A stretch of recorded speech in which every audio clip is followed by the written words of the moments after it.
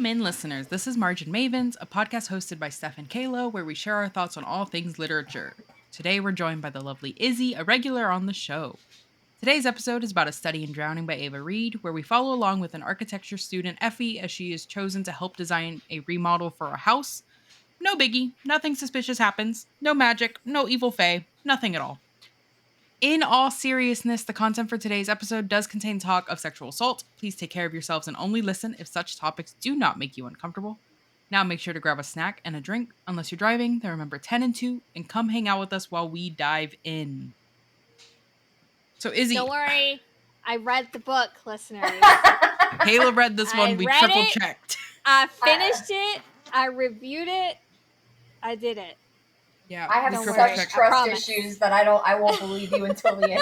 Until she starts talking. Nobody tricks me.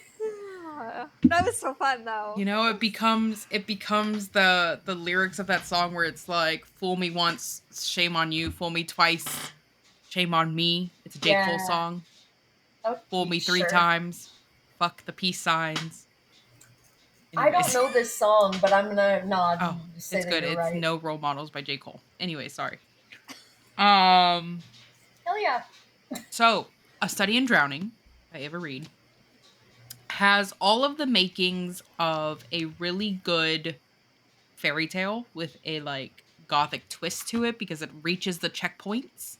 Yeah. Right? You've got a decrepit building. Yeah. You know, taking straight out of Fall of the House of Usher.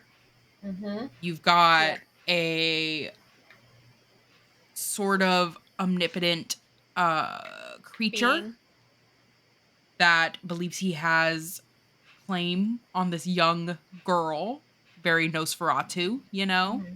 Yes. You have the male character that at beginning seems a little more pompous.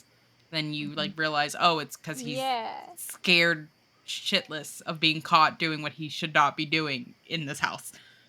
You've got has the light and dark men love interests. Mm-hmm. Yes. With Preston, of course, serving as our light. And oh, I'm forgetting the name of the starts with an I. Yeah. It's a hard one. Yeah, I was just about to say I was like Ianto. Yeah, I was like, I don't know how to say it. We'll say Ianto. Yeah. And Iago from Aladdin. Nice. And the ever present theme of women not being listened to. Mm-hmm. Yeah. And kind of being viewed as silly, whimsical little creatures that should not be given the time of day for anything. What's really interesting. That's been our standard this season. Has been just this season was just a lot women. of those books. It's just been a lot of like screw misogyny kind of reading. I wonder why. I was gonna say, crazy how that runs parallel to like real life. Yeah. Reading is political. The second time we've said it today. The name of the podcast is changing to Reading is Political. You know what? If I thought I could handle a rebrand right now, she would do it. She would do it. If I wouldn't have an aneurysm thinking about everything that would need to get redesigned. Mm-hmm. Oh Lord, I've read almost every Ava Reid book except for Juniper and Thorn. I read The Wolf and the Woodsman, Lady Macbeth, and I feel like and also of course her dystopia Fable for the End of the World. A Study in Drowning, though, it feels very different from her other books for me. It feels, I felt like it gave me very Holly Black vibes, but it still felt like Ava Reid. But this is probably my favorite Ava Reid book I've read so far. It's the only one that I've read. Same. Oh, it's a like Lady Macbeth is high on my list because I'm a Macbeth girly. I will say Lady Macbeth, and Ava Reid has said this herself. It's for the fans, not the critics, is what she said to me. And I told her that it read to me like a Lady Macbeth AU. So like definitely don't go into that one looking for Lady Macbeth. Yeah. I dressed up as but her for Halloween. oh, sick! I still have English to teacher see vibes. I was the gonna new say English movie. teacher. But I like in the I think it's chapter one. Yeah, chapter is it chapter one or is it yeah it's chapter one. I couldn't remember if it was a prologue or chapter one. One of the lines is cruel magic was the currency of the fair folk, and my note is she gets them. Yeah, Um, she understands. that was like when I knew that I was going to like this was the fairies are evil. Fair folk are evil. Love it. Yeah, my only tabs in this book are literally just lines that I liked. Yeah. And there's just so many of them that I just really enjoyed. I got sucked in. I realized yesterday I had no notes, no tabs because I was just sucked into the book. Yeah, That's Very the my best. stopped. notes stop like Yeah. not even halfway, like 60 pages in. I'm like, that's enough. And you know what's funny is everyone I know who's read A Study in Drowning, that's been their experience. Is they've Yeah. started it and they've Yeah. gotten sucked in. Yeah. Yeah, It was really hard for me to put down. I just put I mean, Kayla literally watched me read this in one sitting Yeah. because we had a guest chat at 10 in the morning today and then finished that at 11. Immediately went, "Okay, I have till 2." Mhm. And then it got to like 1:30ish and I was like, "Okay, I could finish this in time, but I would like to eat." Yeah, yeah, yeah. So then worked on that. But one of No, my I would never favorite rush lines finishing that. Yeah. is on page 129 where it says, "Men like to keep mad women locked up where everyone could comfortably forget they ever existed." Oh, And there. it's so potent for I think the theme of the book and just the like permeating message Ooh, close to because home. through the layers of this book and even Mhm. just throughout our history and stuff is there's these kind of questions about the great authors of the time, right? The biggest one that I can think of right now is like F. Scott Fitzgerald, right? Where it's like pretty well known his whole Yeah. shtick with his wife and how that kind of plays out and stuff. Um, and it's such an interesting kind of like thread to follow how this works out.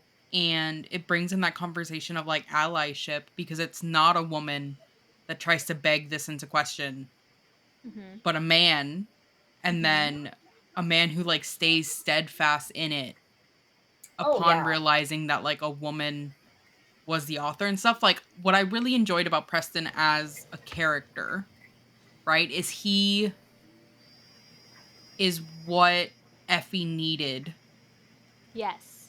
when she had literally nobody else Yeah. Yes. that would be there for her. And also taking it a step farther, like she needed in that day and age within the confines of this book, within the confines of the university, she needed a man to take her seriously and not just view her as a pretty face, and Preston Yes. gives her that. And Um I think that Preston, like the book in general, it's YA. For those of you who Yeah. don't know, Ava Reid does not usually like she's wrote more YA recently, but that's not where she started. And I wish there were more YA books that tackled themes this maturely, um, Yes. because the themes in this are not just like only like women should be quiet, especially if they're doing things that are not pretty, like having mhm. bad mental health. There's themes of hegemony in this as well, which is it takes shape in the form of like her academic pursuit. These Yeah. men here believe that she doesn't belong in architecture. It's Yeah. their area, and then they're threatened Yeah. by her because of She's her outscoring them and yeah. Yep. It's so I feel like that's the other thing for me was that this just feels like a smart YA book yeah, in it felt a like we were in a study, we were reading like yeah, an academic novel Yes. or an academic thesis yeah, and about like the irreparable damage that misogyny and these kind of like rifts within the academic world, within the world in general, but obviously within the confines of the book, it's within the academic world. And you also have that other layer of an advisor having taken advantage of this girl, and everybody around her is just like blaming her for it. Yeah. Mm-hmm. And to the point where she still has to have that like chilling conversation with him to get his signature on something. And even Mm-hmm. And after everything, he's still almost like scolding her there's for it. one there's one line early on, um, when we meet him, or not one line, one descriptor early on, and she describes the amount of hair on his Mhm. forearms, Yes. and that was such a chilling physical descriptor for me, because I remember being a young girl and Yeah. having older men in my life, and the difference between a man and a boy Yeah. your age manifested very much physically. Um, Mhm. and hair on the arms is just such a thing to notice as a young girl. And I Yeah, just, and like the gold wristwatch and oh, it's in my review of this book, I said that I really wish this had been around when I was a teenage girl, because there were a lot of advances made on me as a teenage girl growing up in the deep south, that I didn't recognize as advances, and that yeah. this book Yep. was like, if you're noticing these things, you If might you be in a feel bad position. about it, if you feel Yeah. icky, there's a Yeah. reason, you know? And why Yep. should you feel like it was like, one of you is an adult? Why do you feel like this is all on you? Right. It's just the way that Ava Reid tackles this topic. She keeps it YA appropriate, I think, for YA, while Mm-hmm. also acknowledging things that I, as a 31-year-old woman, was like, oh, I never really thought about that. That gives me chills. But if I thought about young me, I get really protective of Effie in this when she Yeah. is interacting with these older Yes. men, and I'm like, Yes. Effie, no. Don't talk to these men. She's a baby. Yeah, Yeah.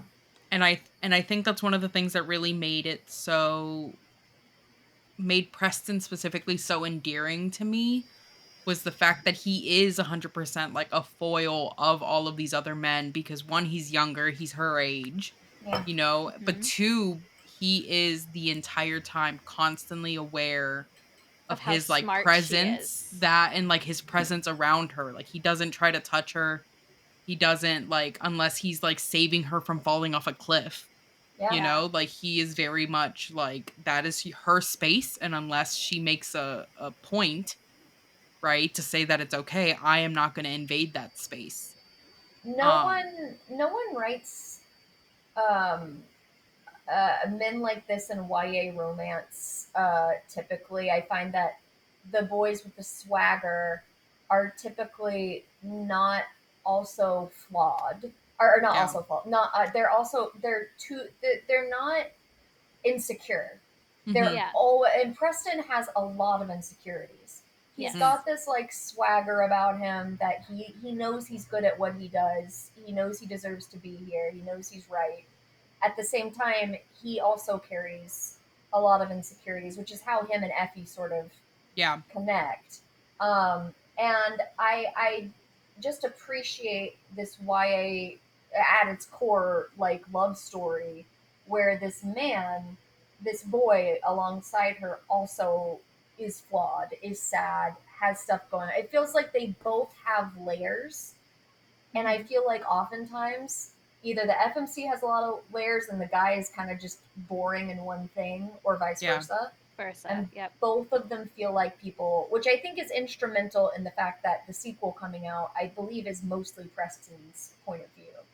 Solid. I don't look into sequels or anything about the next book, so I was just like, No. we'll see where what I ends know up But that happening. I know that the but teasers we've gotten have been a lot of Preston. Um, Nice. they're I hope he's they're funny sort in of his like brain. two sides of the same coin in that he's ostracized because of where he's from, yeah, but he also recognizes the privileges that he has because of his sex. Whereas, yeah, like, Effie doesn't really have that many privileges besides like the money that she might come from. Like Yeah. that's it. Yeah. And her smarts, and she's very smart. And so it And makes even the two then, of like them her smartness so isn't even viewed as like a privilege because she's no. like It's an inconvenience. it's constantly something that people are like treating her like Yeah. crap for. Well, Yeah. and as somebody who doesn't, I did not grow up wealthy. I'm not wealthy now. I will say that young women who come from wealth are viewed much differently than young men who Yes. come from wealth. Young men who come from wealth are viewed as, they will carry on the They success will of the prove the family, blah wealth blah for blah. themselves and Mm-hmm. And young girls who come from wealth, I had many friends who came from wealth, and they, like, I myself was wary of them because I was like, oh, maybe she's spoiled, maybe she's a yeah. spoiled brat. And I think that, so Effie's financial status, while it does leverage her opportunities, the Mhm. goodwill of her of people around her is not gained through Nope. her having more money. So, like, I think it's interesting that Preston, who doesn't come from a lot of money, Right. does at first regard her as maybe just like this spoiled girl. Yeah, they both view each Yeah. other through these lenses of their Right. own like stereotypes and Prejudices. their own Yeah. prejudices Yeah. against the other person. And I like that despite the money that her family comes from and stuff, you kind of see like it didn't do her any good. It didn't buy her any No. favors in this school. Nope. She's still viewed as somebody who feels as though she doesn't belong and she is constantly being like spoken down to these other people. And like even something as simple as one of the early scenes of like the guy that puts his number on her hand Oh Yeah. and she like God. views it in such a enlightening way because she's like it almost feels like he tried to cover like the most amount of skin Oh possible when writing this yeah. thing. Yeah. And it like there was just so many points throughout reading this book where I was just kind of like cringing because I was like, man, that is terrible, whether he's Ava doing it on purpose or not. Oh, absolutely. And I think that whether anybody in this Yeah. book is doing it on purpose or not, Ava Reid had a way of writing this POV that made me remember being in Hmm. those places, Yep. and made me my stomach was like hurting at Yeah. points where I was like, "Oh God, I would never." It's so funny because I hear people say all the time like, "Oh, to be young again." No, No. thank you. Mm-mm. No, I thank like you. having the knowledge I have now and It Right. it to was know scary. when somebody is pushing boundaries and stuff. Yeah. And just to just stand there or sit there and just smile through it, because anything else could be viewed as like rejection, and rejection can put you in danger. Yeah. And Rejection can literally get you murdered. yeah. Yeah. Yeah. Yeah. Yeah. On to a No. really light moment for a second, but it reminded me Yeah. because of the handwriting conversation. What's up with Preston writing his G's? He writes his G's two circles. Like it No, says that let he writes his me. Yeah. G's. No, wait, that's right. It's in there. It specifically says it when she looks in like his notes when she's first finding out like the Yeah, yeah, secret. yeah, yeah. Yeah, yeah, yeah. She's Wait. going through and she's reading something and she Oh my goes, god, where he is writes it? his G's in such a weird way. It's just two circles stacked up on top of each other. Oh, That's I'm an not gonna be able to 8. find it now. My man's is Ah. writing 8s. Yeah, no, actually, I wrote that on a bill, so I'm not going to show it. But I was gonna write I was gonna show how I imagined it, and then I was like, no, let's not show Like, my social security number. is it like the weird funky Whoop, G's whoop. Yeah, that you yeah, it's see like a. sometimes? Yeah, when she It's put that, very. I immediately was like, Like what the does that G's in the print mean? of the book itself? Like, is that what? What? I'm dying to actually. Huh. Another thing about Preston that I'm dying to get an explanation for is the description of the accent. As somebody who knows accents very well, the I description can't. of his accent Yeah. is Cockney. And I'm like, at first, she used the word lilt to describe his voice, which is commonly associated with Irish accents. Irish, yeah. But Hmm. then she said sharp consonants, no H's. And I went, this is Cockney. What? Um, so I'm dying to know if that was the intent was a Cockney or if she's trying to articulate a different type of accent. Um, but I had a bunch of people. I asked like a group of readers. I was like, "How do you guys feel about Preston being Cockney?" Um, and we were. I think that it is intentional. The Cockney accent is associated with like lower born like Yeah. British individuals.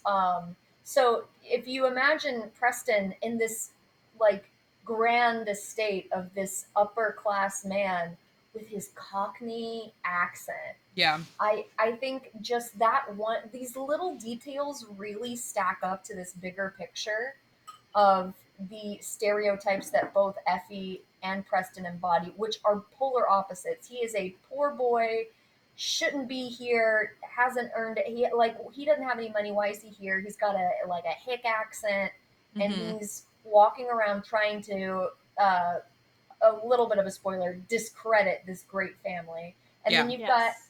Effie. She's old money. She's probably slept her way up here because she's Yeah. flirted The with her audacity of her to professor. even exist in this space. She Yeah. doesn't know how to work for things, so she obviously had to flirt her way here. Yeah. And I think that that is the most compelling um, enemies to lovers I've seen in a while is the class differences Mm-hmm. um, and the assumptions they both make about each other. And it just, you fill in so many blanks yourself because it is such a real dynamic and such a real thing to make assumptions about with both of them. Yeah, I'm a sucker for when the reading starts turning into like, and I didn't realize how much I liked his laugh. Yeah. I'm a Oh, sucker for it every God. time. The They and get me. yearning. They The get me. his yearning. and his slutty little glasses. Yeah, his Yeah. slutty little glasses where she goes, "Does he even need these?" I was like, when she said, "Does he even need those?" I was like, "Oh, you like the slutty little glasses? Yeah. Okay, Yes. Yeah. Yes. And we he's all like, do, "No, I'm baby." blind." No, like I can't um see. that's why I wear the glasses. Yeah, um but there's so much about their characters that I think are so interesting because you find out these whole premise behind like a changeling child, and you find out yeah. how his father passed away, and so it starts. I and we were talking about this in another episode, but I love an author who puts breadcrumbs in the book. Hmm. And so from like the moment that they're talking about like the basement for the first time, her and Preston, you could tell immediately that he's afraid. And it's such a good example Yes. of showing us and not telling us, because it could have Yeah, easily just been like he was afraid. But it's in the actual reactions that he gives that we're able to be like, okay, there's something there. And Right. yeah, then it comes back to us, chapters later when we find out how his dad passed away. And we were like, okay, he's afraid of the water, yeah, which is, Mhm. it makes sense. And to have, there's so much to them that I love. And listen, this book has been a really good change of pace because we have been dealing with a lot of romantic subplots. yeah, And I like that this one was a lot more at the forefront. My romance yeah. heart Yeah. needed to be charged back Yeah. up. It Yeah. Um, it it really is, and while also like having a narrative, mhm. it's truly some masterful storytelling. Yep. And when I was reading it, like one of my early critiques was like, "Why is this YA? Why?" Facts. Um, Facts. but I then I like that finished it's it. YA though. Then I finished it, and I was like, you know what? No, let's. This should. And I no disrespect to any other YA authors. This is my bar for YA now. This is Yeah. what I expect from you. Yeah. Because Like, they should get romance with, you know, it's respectful boundaries and consent and yeah, like, Mhm. Yeah, you those are know, good lessons for them. showing you what the standard is. As Yeah. well, somebody with a yeah, 15-year-old, this should be and the standard. mature themes like Yes. a grown men preying on young women, because I Yes. didn't read a lot of books with themes like that growing up. Yeah, So that when weren't No. men romanticized because you got, Right. Pretty Little Liars. Well, Vampire I didn't watch Diaries. Pretty Little Liars, so when people made these advances on me, all I thought was I was just like dirty, bad, disgusting, Yeah. and Yeah. I felt icky because this was my fault.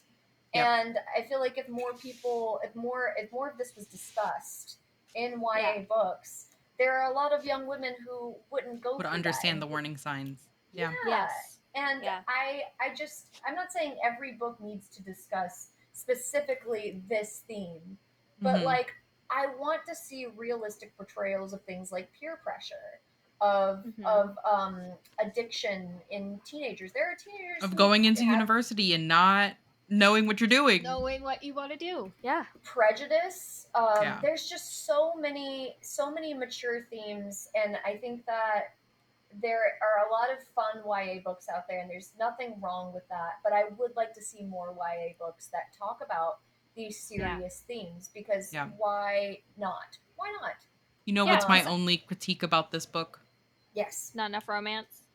That they're smoking cigarettes. Oh, aesthetic. Yeah, that's fair. Yeah. The aesthetic was there. I That's understood it for that the secret aesthetic. history, dark academia aesthetic. Yeah. It's the Yeah. aesthetic, and I understood why it was there. But I was like, get rid of it. What Quit for? smoking. What for? Smoking is bad, kids. Don't do Smoking it. is bad, everybody. But yeah, it's just such a solid YA book, and I need It's a more.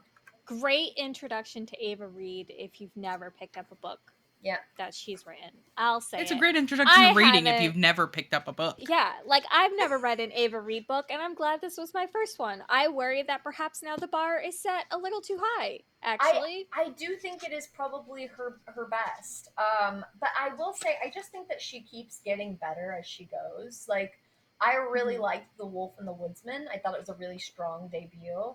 I liked Lady Macbeth. I liked A Study in Drowning more. And then Fable for the End of the World is just such a love letter to the YA dystopia we all grew up with. It's such a fun time. Nice. But it has another biting commentary, which is like the way that we all respond to uh, terrible world events. We Mhm. we we can't judge everyone for the way they adapt, Right. and not in like a both sidesy way. In like a we have to recognize that there are things like systemic oppression and that people survive how best they can. But we can Yes. talk about Fable for the End of the World a different day.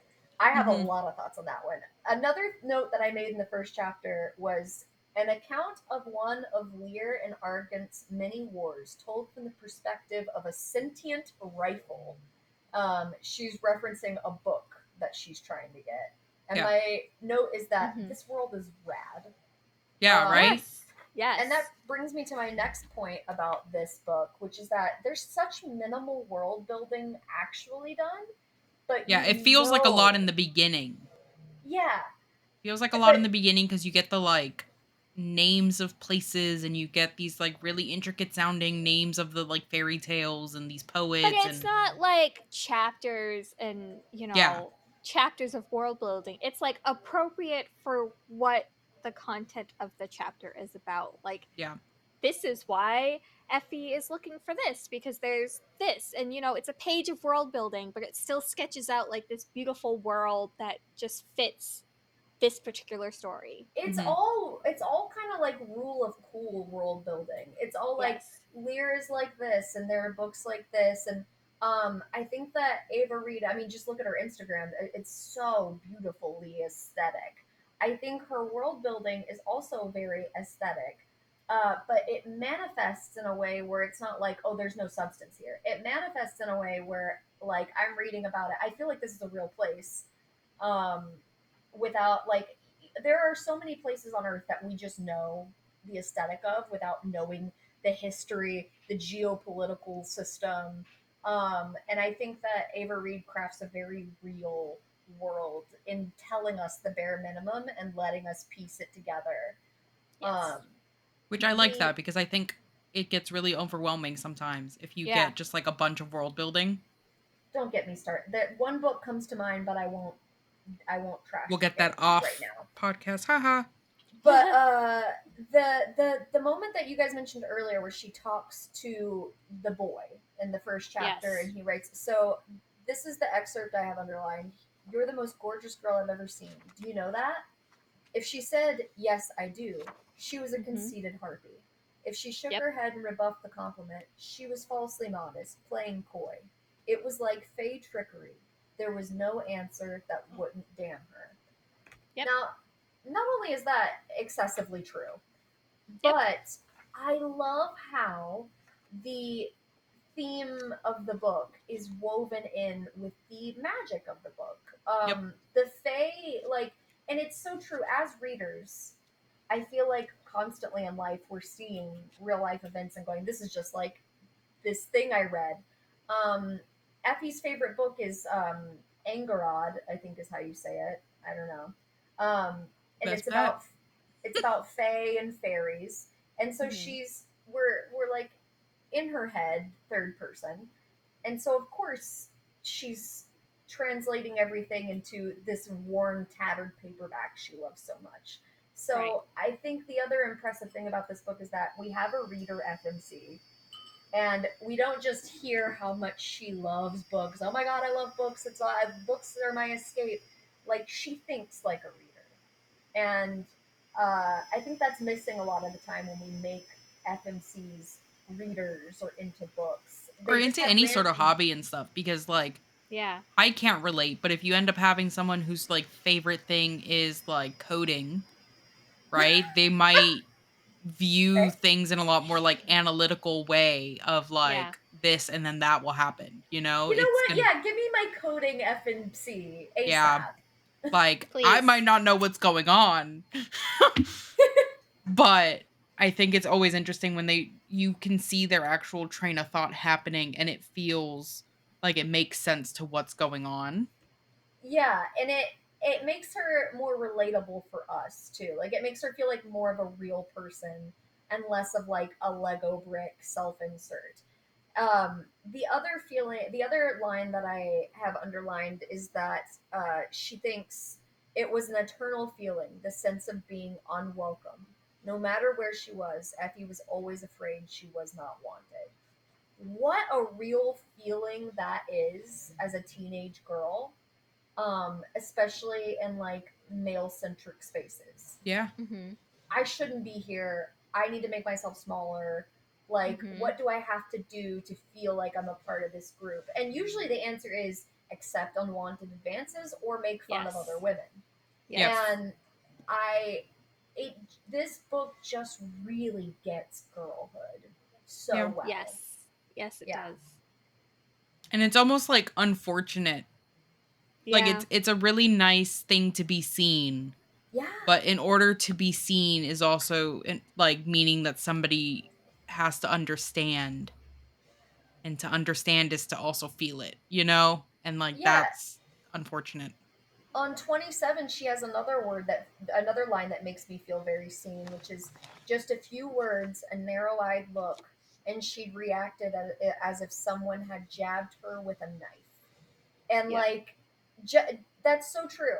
Like, if you Especially exist in this. after the encounter that she has with like the advisor and stuff. Like every touch, every look, all of it is going to be bad as your body Yeah, goes into that like defense mechanism. It goes into that like fight or flight all the time, Yep. that's you exactly know? what I was gonna say. It was like she's in this state of just perpetual discomfort. So Mm-hmm. of course she's always overanalyzing everyone's reactions and thoughts and words, that they feel like that. It it's just there's so many lines that, like, I use an ink pen to underline lines that make me feel like someone has punched me in the stomach. Yeah. And then for everything else, I use a highlighter. And there's so many instances in this book where I brought out the ink pen and I was like, yes, yes, yes, yes. Because damn. Yeah. And for it to be such a short book too, Yeah, but with so like much in it it. Yeah. like it really Gut shows that you punches. don't need to have an incredibly long book for it to feel impactful. You can Absolutely write not. about Faye, lore and all of that without diving into 500 pages plus and several books, and you can tell a story without having to overinflate. Yeah, you could just have it be the Fae exists and we know it. Yeah. Yeah. And this is how they do that thing. Yeah. So she gets the scholarship, and it's a prize to help redesign the house of the famous author of her favorite book. Um, Yes. and her that's like our inciting incident. And I love that her like first reaction to this is like, me, like Yeah. I won, me. Yep. Yeah. Um, it's so telling. And it's also like incredibly sad at the end too, because she figures out that it wasn't like a skill thing. It wasn't anything that really like necessarily got her there. And it was Yeah. all like a ploy on this It was guy's all because of, again, who men. she is. Yeah. And Well, men. Yeah. and I think the one of the big things again that makes it feel like we can resonate with her is that her book, the book that she loves, Angarod, it's her whole personality. She Yeah. learns that it's got an unsavory truth behind it. This Mhm. thing that she Unfortunately. loves, it's Yeah. ruined for her because she learns that the author of the book, his wife actually wrote it, Yeah. And that he was terrible. Yeah. and he's terrible. And um, then her goal, only after that do her and Preston's goals align, because she learned that Preston's not actually there to write a biography on Imris. He's there to write like an expose, essentially. Yes. Yes. And she learns this, of course, before she knows the truth about the book, and like rejects the idea that Almost something like about. immediately. Like, Do you know what comes to mind? She reminds me immediately in this moment, almost of like the early days of J.K. Rowling's turf, yes. where Yes. people were like, "Hold on, guys, we don't have any concrete proof just yet that she's this Yep. bad. This is Yeah. what my whole personality is. Please, la la la la la. Yes. Nobody point out anything to me." And Yes. everyone was like, "Guys, her actions are saying Yes. the things she's not. Trust us." And then we get to this point where she like outwardly is Yep. like, "Oh, Yes. It's the worst. make no mistake, I am awful." And Yeah. there's an anger in Effie that like I myself felt like, as somebody who had grown up with this, where I was like, "Fuck you! This made me into the good person I am, and Yeah. you're actually dog shit." Yeah. And You she taught me all of these lessons on how to be a decent person, and you yourself are not? Well, and I think the rage that she feels about that, she channels into finally helping Preston. Yes. And I think that and like, of course, J.K. Rowling's not the only author to be an Imris, to actually be a shitty person, and then all of the Looking at things you, that Neil Gaiman. Neil Gaiman, like there are so many There's too people, many. Too many guys. and the thing that Effie eventually takes away from this is not like separate art from the artist. It's actually, let's look at what this says about the art, and Yes.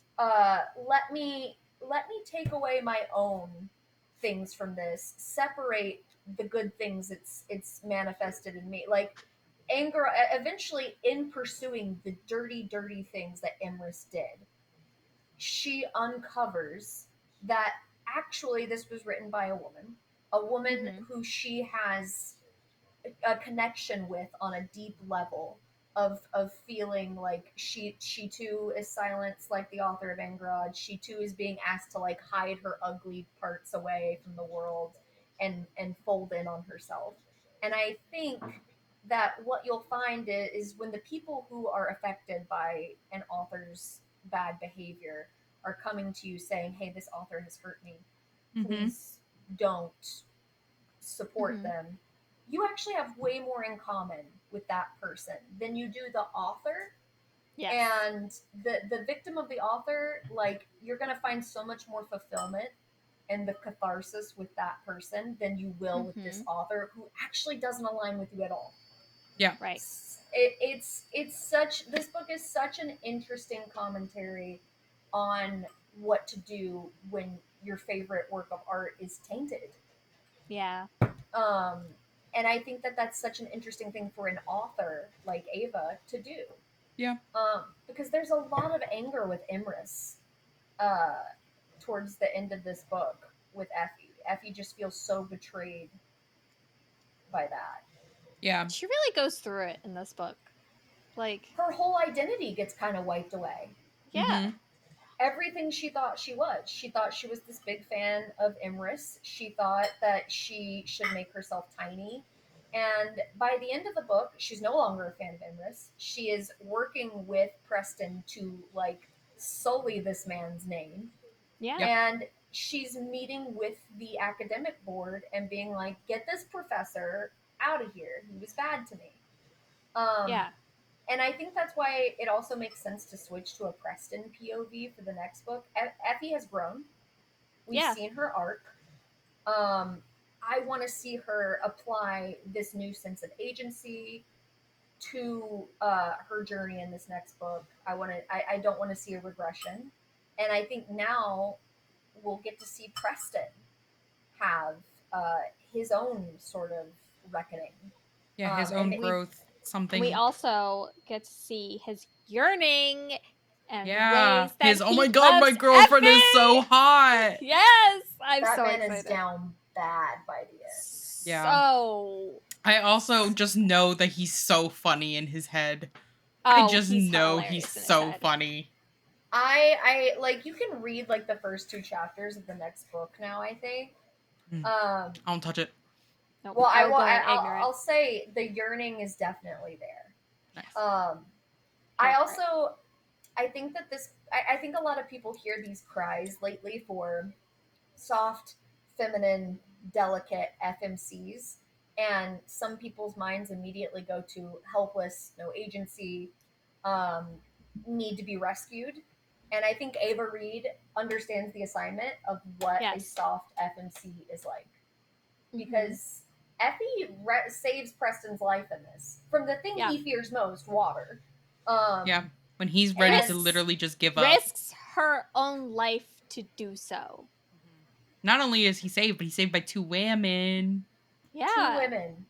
And soft, delicate. Two soft women Yeah. who were And- harmed and- by society.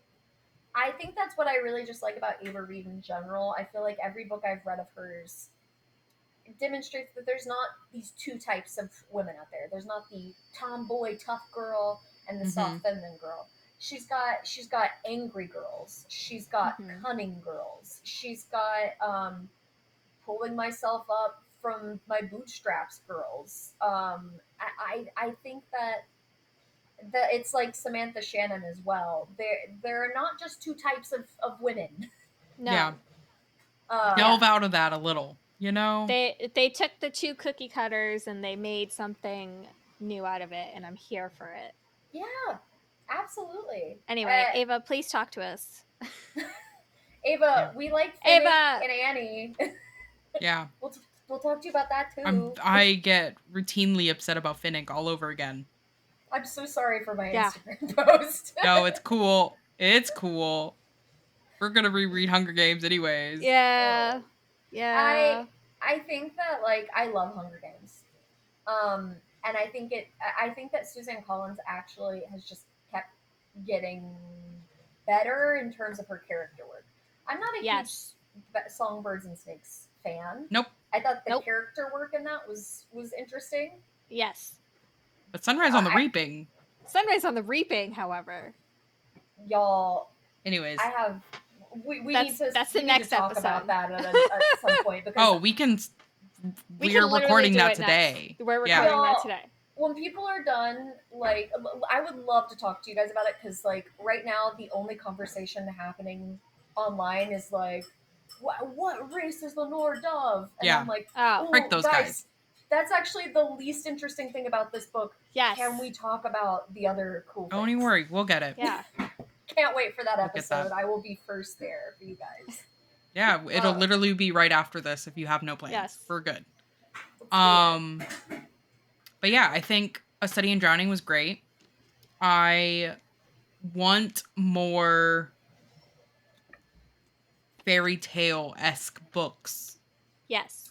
Yeah, and I think it's strange that like there aren't more gothics that feature the Fae as the bad Because guys. they make it so easy. Like, you could. Yeah. They make it Brother, so easy. it's literally so easy. They're tricksters. They're the perfect external third party to like manipulate scenarios with glamour, with It's fine. I'll everything. work on it. It's fine. Jot that down. Jot that Yeah, down. You don't need jot that another down. idea, baby. Yeah, I do. And then there's this one reveal on page 278. Aha. Gothic Fae. There you go. To what? For Look those of what you you who can't started. see, she wrote it down and Yeah. will be pursuing.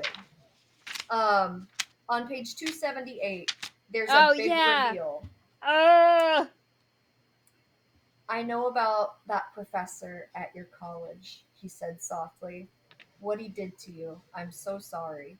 She felt as if she'd been slapped. She recoiled, sitting up now, perched awkwardly in Preston's lap. You never told me. You never told me that you knew. And then she explains that I never slept with him. I've never even, it's not fair. Men just say whatever they want, and everyone believes them. And then Yeah. Preston's response to that is, it's not fair. I know. I know. And then later, a few lines later, he says, "I believe you." It's so and simple, guys. this is The bar's literally in hell, men. it's so Listen. simple. Give us more because here's the thing. I feel like a lot of YA romances, the woman is sort of raising the man. Yeah. Rather, the girl, the 15-year-old, 17-year-old girl is raising her boyfriend in all these books. Yeah. Yeah. Normalize, because here's the thing, that's how I myself ended up in a very toxic relationship as a teenage girl. I thought it was normal for me to have to explain to my boyfriend why I deserve fundamental respect and decency. And that's exhausting. Yeah. Yeah. More love interests like Preston, who already Please. knows, who already understands. Therapy boyfriends. Therapy boy for add him to the list. We got Arcturus him and Arcturus. and Preston. Yeah. And it's also just the fact that even when it came to her beliefs and her superstitions and everything, she was like, okay, but you don't believe me. And he was like, I believe your pain and your, all of that. I believe your feelings about it. I don't have to Yeah. believe in it to believe that your feelings are valid. And it's like, oh, Therapy boyfriend. Well, get let's bent, say that hurt. let's say the quiet part out loud. Why is Preston so grown, so understanding? What hurt him? And He's written by a woman. Well, he's No. Sorry, written by shouldn't a woman, presume we're gender. gonna, yeah. and his character is a part of like, if the world is to believe, a part of a marginalized group. He is looked down upon not only for being poor, but for where he's from. He understands fundamentally, as a part of his upbringing, that people will make assumptions about you. And Mhm. I feel like if you don't have circumstances like that, it is much more difficult for you to give people the benefit of the doubt rather than assuming the things that have been told to you. So, I mean, I think a great example is the book Divine Rivals. Roman Kit is this wealthy upper crust boy. I love Roman Kit, but he is fundamentally flawed, and it takes him a while to dismantle his ideas about people and give the benefit of the doubt. And the difference, because people compare those two books a lot, the big difference, there are many, but Preston Hillary doesn't have to learn these lessons. He's been to therapy. Roman went to therapy in the book. Yeah. I think there is a time and a place for girls raising boys to be more understanding. I think Divine Rivals weaves that into its narrative to where it's kind of almost necessary to see Roman's deconstruction of this idea, because that book is about like division and institutionalized division at that. Whereas this book, that's Preston needs to be already understanding. He needs to be built. Things. Yeah, Yeah. he needs to be developed before the story can take Yeah, off. the fact that he like after there's or technically during the sleeping together part, he's like, I just wanted you to know that like I want to take care of you after this. Yeah. Is so incredibly important, especially from like a teenage girl perspective. Of he takes the time to Especially know eldest daughters. he takes the time to know or wants her to know like this is not just about a shag on a couch. You know, Yeah. like I'm going to be here after and I'm going to like I want people to know that I'm with you and incredibly important things for anybody to hear, but specifically teenage girls. He's so good to her Yeah. and not boring. And Yeah. I Nope. think that it's hard to be both Mhm. in YA. And I don't know, I love the type of love interest Preston is and how he's swoon worthy and a healthy love interest. Yes. I am interested if you guys caught what happens in With the the very bells? last. With the Yes! bells, bro? He Yeah. heard the bells? He heard the Yes! bells. So many people I know missed that. And they were like, I didn't know that, like, bells ringing, like, it's metaphorical. And I'm like, oh! No, they literally, it's mentioned multiple times before that even happens. Yeah. Yeah. She the Pay entire attention. time is like, bro, I never heard the bells. Yeah. Yeah. And he's like, And did you hear bells? Because I heard bells. when I was reading this and I knew it was a Gothic, I was like, wow, Gothic. And I've never actually, I know there are plenty of YA Gothics. I have not read one before because Gothics traditionally have open ends where you're like, uh oh, is the problem actually solved? Because Gothics are sort of like cautionary tales to warn that, Mhm. like, Yeah. Be wary cycles of in the order Fae. to Yeah. be wary. Also, like, breaking a cycle isn't something you do and then, oh, it's over. Yeah. Cycles, you have to, it's constant maintenance. So I was concerned when we reach the end of this, are we going to commit to the theme of Gothics that, like, the work is ongoing? Yep. So, like, I was like, wow, everything is solved, everything is fine, I guess. And then the bells are And then he mentioned. heard the bells. And I was like, okay, great. I love it. Is it just a duology? Yes. That scares me. Why? You are so distrusting. You literally didn't read our last book, Kayla. That's not the point. That's not the point. It is April 27th, 2025. We're not talking about things that happened when I was employed. No. We're moving on. Old If Kayla. I may, as an Ava Reid veteran, I will say she writes, like Sylvia Moreno Garcia, she writes all sorts of endings. I have never once read any of her endings and been like, ew, I hate this. One of her books, I won't say which one, has a particularly not very happy ending. But she takes care to end it with a bit of hope so that you know what will eventually happen. You just don't get to see it. And I wasn't dissatisfied by that. Because of the narrative and because of the book, I was like, good. I'm glad. I can see how this will go. And I'm glad that this ends here. It makes sense. So I will say, if we don't get the happiest ending with the conclusion to the duology, Ava Reid is not going to leave you unsatisfied.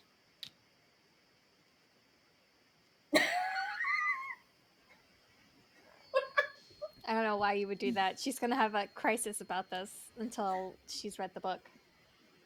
Put it in my hands, Ava. I think that's good. Yeah, July, guys, it's so close. Yeah, I guess. So far away. Okay. Yeah. Well, this has been another episode of Margin Mavens. Thank you guys for being here as we close out another episode with Izzy. She did not get to drink all her coffee today, guys. And She wore some of it. And we will see you in the next one. Bye.